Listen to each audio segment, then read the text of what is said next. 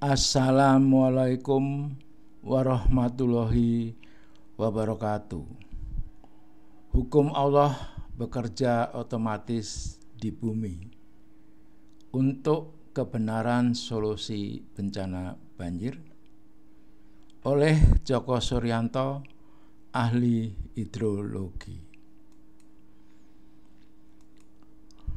Sebagai suatu sunat Allah yang telah berlaku sejak dahulu, kamu sekali-kali tiada akan menemukan perubahan bagi sunat Allah itu. Sunat Allah yaitu hukum Allah yang telah ditetapkannya. Al-Quran Surat Al-Fat ayat 23. Nah, kamu sekali-kali tiada akan menemukan perubahan bagi sunat Allah itu. Itu sunat Allah itu berarti tetap. Hukum sebab akibat ini yang akan menyelesaikan solusi bencana banjir. Jika Anda melakukan hal yang sama, maka hasilnya sama. Perubahan tidak akan terjadi sampai Anda mengubah penyebabnya. Nah, ini jadi penyebab banjir harus ditemukan. Selama ini belum dipahami oleh banyak orang. Barang siapa yang mengerjakan kebaikan seberat zarah pun, niscaya dia akan melihat balasannya. Al-Quran Surat Al-Zalzalah ayat 7. Dan barang siapa yang mengerjakan kejahatan sebesar zarah pun, niscaya dia akan melihat balasannya pula. Al-Quran Surat Al-Zalzalah ayat 8. Nah, ini ayat tentang hukum sebab akibat. Ini fakta dan nyata. Hukum sebab akibat itu bekerja otomatis di bumi ini, yaitu hukum 3 Newton. Setiap aksi akan menimbulkan reaksi. Jika suatu benda memberikan gaya pada benda yang lain, maka benda yang terkena gaya akan memberikan gaya yang sebesarnya sama dengan gaya yang diterima dari benda pertama, tetapi arahnya berlawanan. Nah, animasi inilah hukum sebab akibat. Ada aksi, ada reaksi. Ini juga gitu, ada aksi, reaksinya perahunya ke depan. Seperti itu. Dan juga kejadian banjir di bumi ini, peristiwa alamnya. Nah, banjir itu akibat, ini reaksi. Sebabnya ini aksi karena kerusakan hutan. Ini akan saya buktikan secara ilmu hidrologi. Nah, sebelumnya saya akan menyampaikan bahwa hujan itu tetap. Ini dari pernyataan ahli dari Pak Rahmat Fajar dari Puslit Geoteknologi LIPI. Tahun 2019, Pak Fajar, ada pemberitaan mengenai prediksi kehabisan air di Pulau Jawa tahun 2040. Mengapa sampai ada prediksi seperti itu, Pak Fajar? Kira-kira ini apa yang akan kita hadapi? Ya, terima kasih Mbak Rike. Jadi kalau kita bicara mengenai Indonesia, ya kebetulan hari ini pada saat ini adalah Indonesia sebagai salah satu freshwater tank terbesar di Asia Tenggara. Sebenarnya harusnya seperti itu. Jadi kita punya cadangan air yang melimpah, tapi mungkin dari hasil riset, kalau kita lihat di keadaan di seluruh dunia, selama 100 tahun terakhir ini, curah hujan tidak banyak berubah. Jadi curah hujan ini relatif tetap per tahunnya, rata-rata curah hujan per tahunnya, tetapi Indonesia menghadapi bonus demografi. Ya, artinya yang memakai air sebagai, kalau kita anggap bahwa air berasal dari air hujan, secara umum itu adalah semakin bertambah. Sedangkan ketersediaannya ini masih relatif tetap. Ini yang menjadi pertimbangan mengapa kita harus berhitung secara hati-hati dari sisi kuantitas dari ketersediaan air yang ada di Indonesia.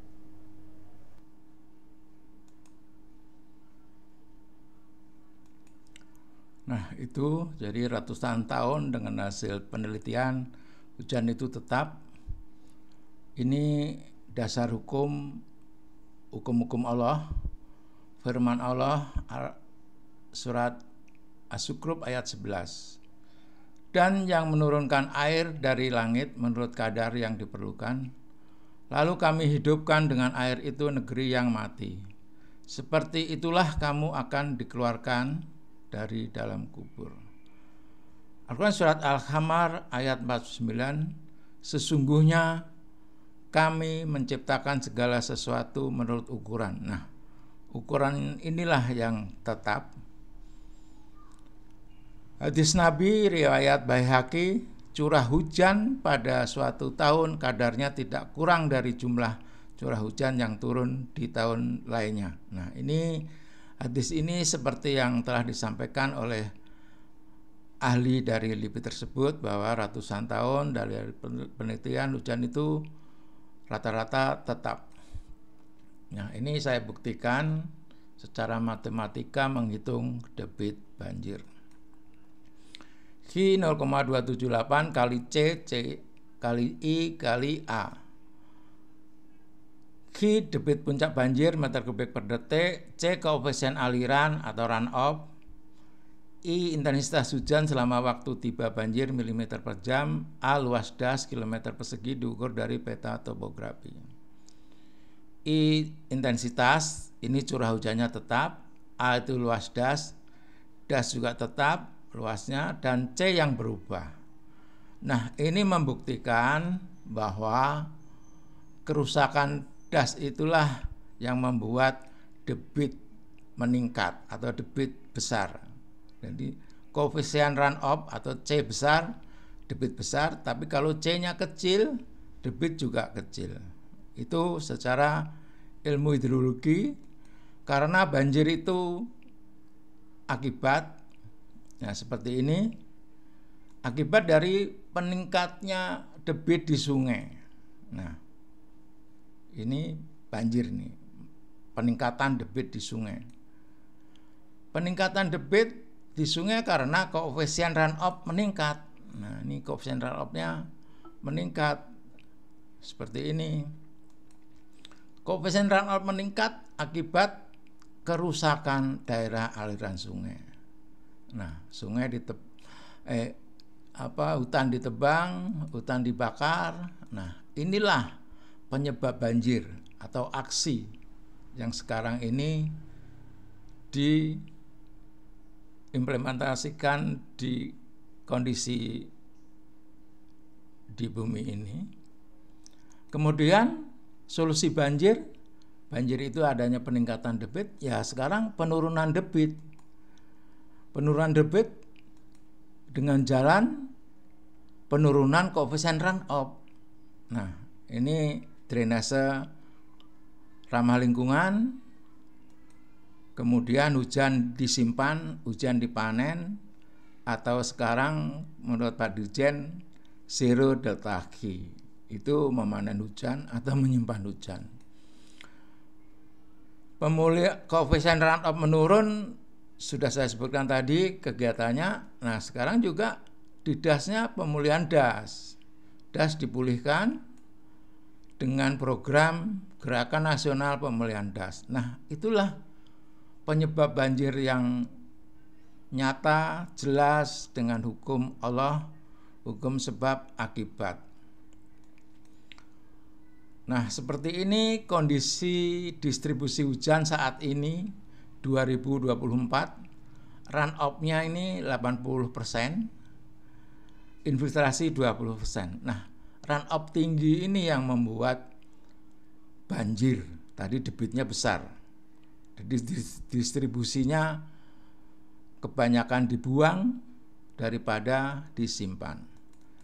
Nah, ini pernyataan Bapak Dirjen persis sama dengan apa yang saya jelaskan. Sebetulnya adalah pertumbuhan penduduk, sehingga otomatis penduduk akan mengeksploitasi sumber daya alam maupun mengeksploitasi ruang untuk air secara masif.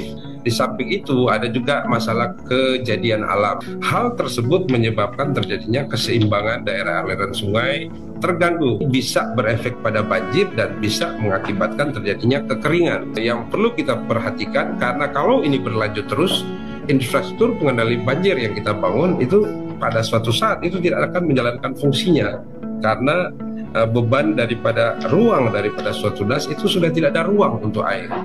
Kita mengilustrasikan bahwa walaupun suatu das atau suatu tempat berkembang, tapi ruang air tetap harus kita siapkan. YKN kita sudah menerapkan suatu konsep Zero Delta Q.